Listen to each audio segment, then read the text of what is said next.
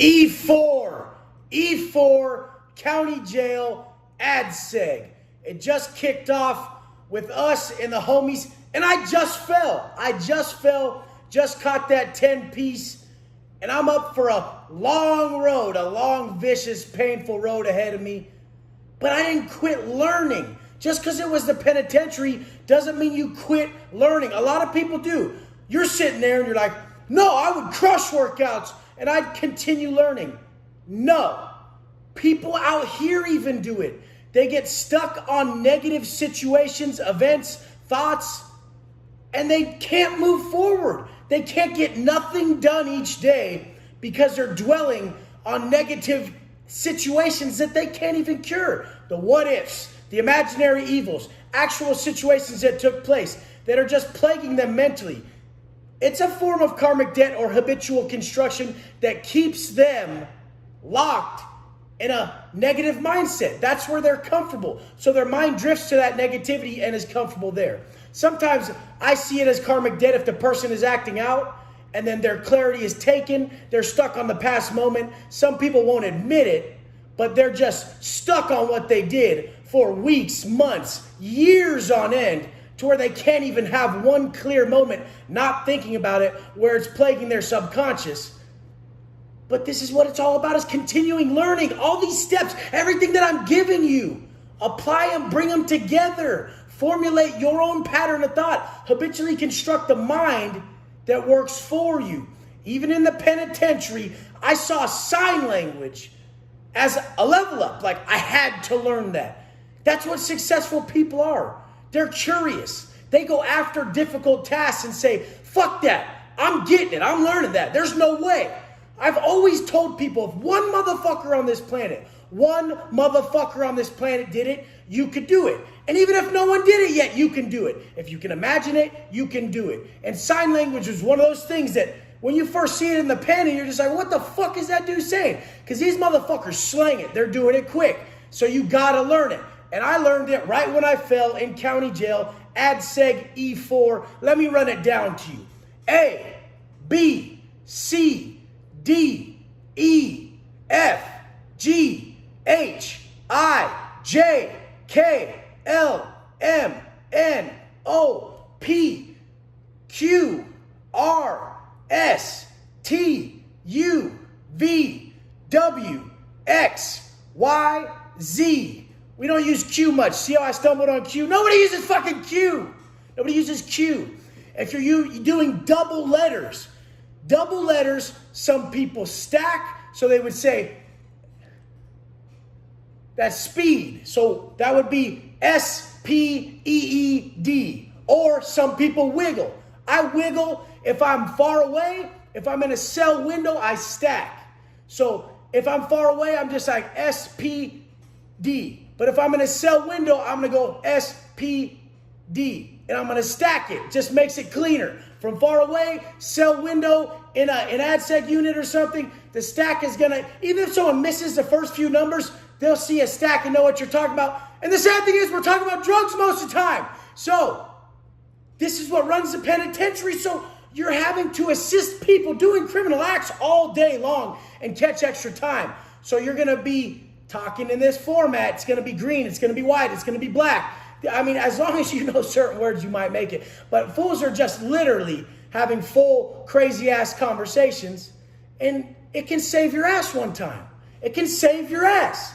Literally, I'm talking to the shot caller up top one day, and it was Buddy and fucking Jekyll from Ridgecrest, Skinhead. He had the whole yard there, and he's signing down to me to even check his homeboy, because his homeboy was my cellie, and he was being a wreck in the vent that night, drunk on New Year's Eve when we were on a massive lockdown. And I've told this story before, but this is when sign language comes in real handy.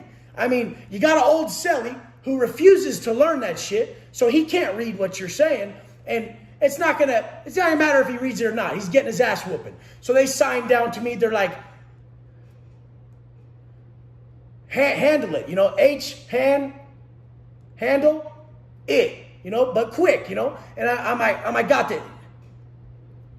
I got this, and then I just go over, hey, what's up? You fucked up. And my celly Steve at the time, he gets in one of these, like old boxer stance. I hold his arms down, nail him a few times, fuck him up. He's on the floor. I poke him in his eyes a few times, make sure that looks good. Because the homies got to see that this went down. The homies were pissed, the Southsiders, that this dude's in the vent yelling. And I've told this story before, but this is a time where this had to be done. If the guy who had the block, Jekyll, couldn't sign to me, I'm a fucking lame. I'm a fucking lame. And what people don't get is that whole stupid shit where you're like, I don't care what people think. You better. You fucking better. You better seek to comprehend and operate at a high level. Because I hire for attitude and train for skill. I know if someone comes into the block and is like, I'm ready to be an asset. I'm ready to learn all this shit. I'm down. Watch how much I'll put into it. Motherfuckers who are like, I do what I want. I'm doing this for me. They've learned so fucking little. The person who operates from abundance is like, I got you. Like, I'm cool. If you finally realize that you don't need much and you got time for people and you got energy for people, that means you don't have a deficit in that area. The people who have to get rid of negativity, they have to remove negative people, they're operating from scarcity. If negative people around me, they don't affect me. I have abundant positive energy. Some negative motherfucker don't take me down. I bring him up. That's abundance. I don't let him fucking drag me down. Oh, your negativity's really wearing on me. I got energy to spare. And when you think that way, that you have something to spare and it doesn't faze you, this is abundance. You got time to spare. You got energy to spare. This is how we operate from that mindset that's not a deficit, pushing everything away from us. So seeking to comprehend something as crazy as sign language in the penitentiary, I mean, people, like I said, you're going to say it a million times over. Oh, I'll read all these books. I'll learn all this shit. Motherfucker, for the first 3 years, I was just staring at the words. I was so fucked up mentally, I couldn't even fucking read it. I used to tell people I thought the Bible was just to distract you when you're in massive amounts of pain and you're fucking dying inside. That if you read this book, it's so confusing that you just forget about your pain a little bit. You're just stringing together words, and in the back of your head, you're fighting, visualizing the fact that you lost your family, the fact that you lost your friends, your life's over, you're going upstate for 10 years, and you're just holding back tears every second because the visualization of your old life is so real and it's plaguing your mindset, plaguing you. So you're just reading these books, this book, the Bible, over and over, just like fuck. And some of those books are fucking confusing as fuck. Maybe you get some other edition or something, but I really was at such a bad place mentally, so little clarity, that I was reading that book and I couldn't fucking understand any fucking thing in it because of where my mindset was, because of the karmic debt I had ensued by being a piece of shit on the street. I had no clarity. Now, once I got to a place where I was proud of myself, where I had been working hard, where I had been solidifying a positive mindset, habitually constructing the mind that brings in knowledge and increases the capacity of understanding it, now I picked the book up. I'm no longer selling drugs. I'm not being a piece of shit. Complete clarity, and I'm starting to really understand and comprehend shit. If people have trouble comprehending shit I say, shit they're reading in self-help books, a lot of these things, it can be the fact that you haven't sought higher learning your whole life and you're just not you haven't been hardwiring and habitually constructing yourself to bring in knowledge and retain it. It can be that, which causes a lack of confidence, because we all know that confidence is constant implementation. It's just simply a byproduct. So confidence, all internal and all external traits, are simply a byproduct of constant implementation. Whoever the fuck you are, you're a habitual construct. If you're a habitual construct, that means your exterior, your interior is simply a byproduct of constant implementation. So if you understand systems like I do, well, then it would just make sense that you could get ripped, rich, and control your emotions at a high level, thus leading to a massive understanding of self and self-mastery being the key at the end of this. Mastery of self. Because you fully get it.